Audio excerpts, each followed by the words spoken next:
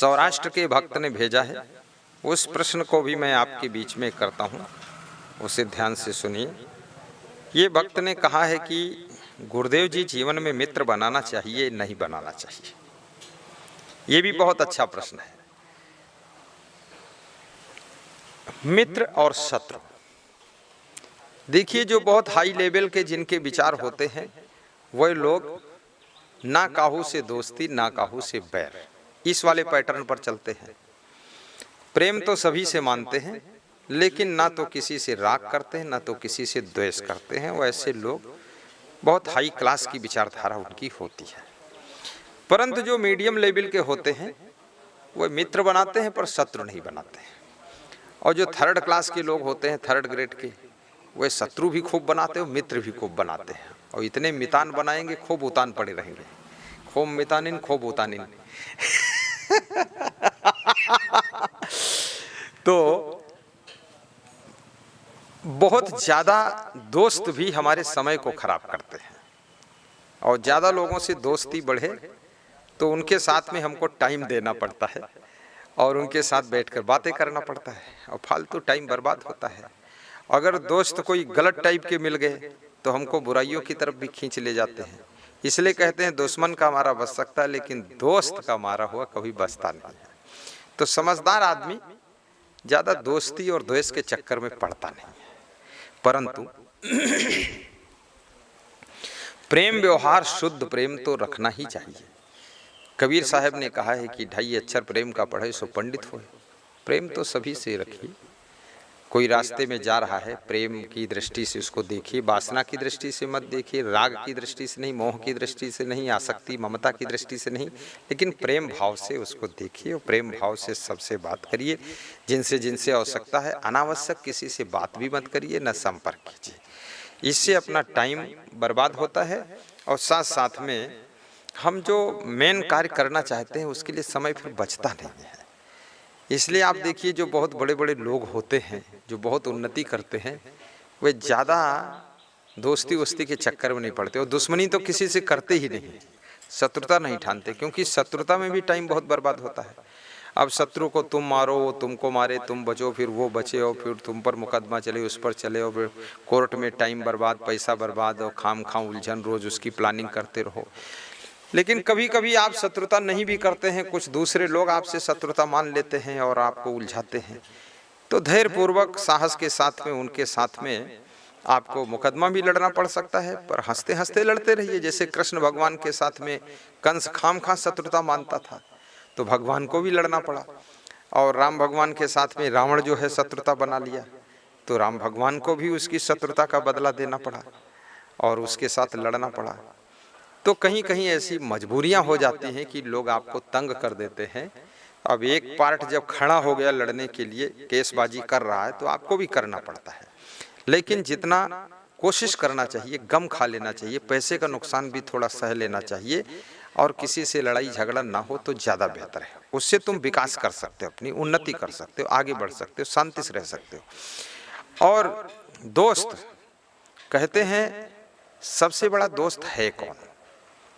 चाणक्य से पूछा गया कि तुम्हारे माता पिता कौन है, सखा कौन है और तुम्हारा भ्राता कौन है, पिता कौन है?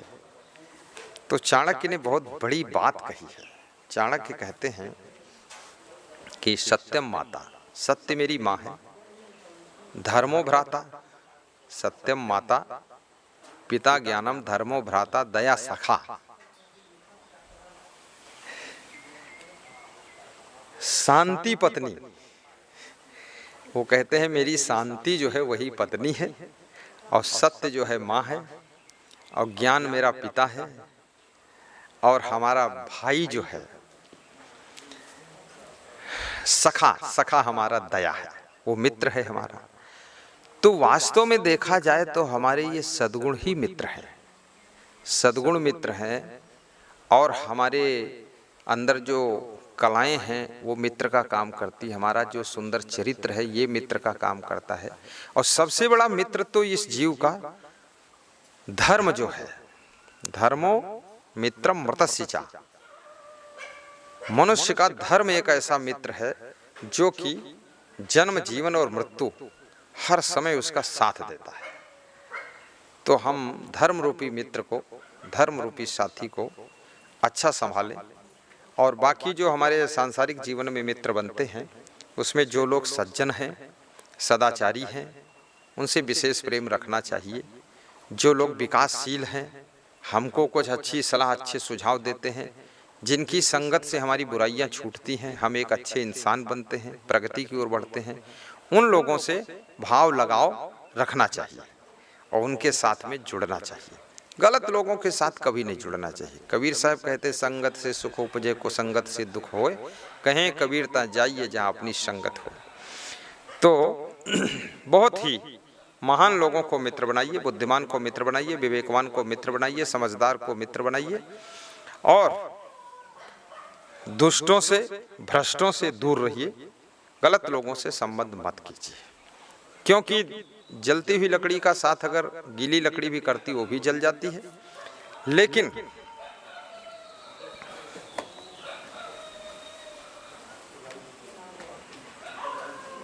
लकड़ी वही है, जब एक मुर्दे का साथ करती है तो चिता भूमि की लकड़ी कहलाती है। वही लकड़ी जब हवन में पहुंचती तो हवन की सामग्री कहलाती है। और वही लकड़ी जब कारपेंटर की संगत में जाती है तो कुर्सी, मेज, बेड बन करके तैयार होती है, बेड कहलाती है। और वही लकड़ी जब झगड़ा करने वालों के हाथ में पहुंचती तो डंडा, लाठी कहलाती है। तो किसकी संगत में आप पहुंचे हैं? अगर कोई अच्छे व्यक्ति की संगत करते हैं, जैसे अर्जुन ने कृष्ण भगवान की संगत किया तो कृष्ण भगवान बहुत बुद्धिमान थे, महान थे, गुणवान थे, अच्छी सलाह देते थे, तो पांडवों की विजय हो गई। लेकिन दुर्योधन ने किसकी संगत किया? दुर्योधन ने जो है शकुनी की संगत किया। शकुनी उसका हालांकि मामा था, लेकिन कपटी था और उस कपटी की सलाह लिया। और कपटी जो है जुआ का पासा फेरता था और खीसे काटता था, आंखें घुड़कता था, ही अरे भांजे तुम्हारे पास अभी भी बुद्धि नहीं आई है। ऐसे खूब उत्साहित कर करके लड़ा भिड़ा के सबको मरवा डाला। तो ऐसे मूर्ख आदमी का साथ करना, उसके डायरेक्शन में चलना सब अपना नुकसान ही है। अच्छे और सज्जनों से जुड़िए, दुर्जनों से दूर रहिए। आपका उत्थान हो, शुभकामना है। बहुत बहुत आशीर्वाद।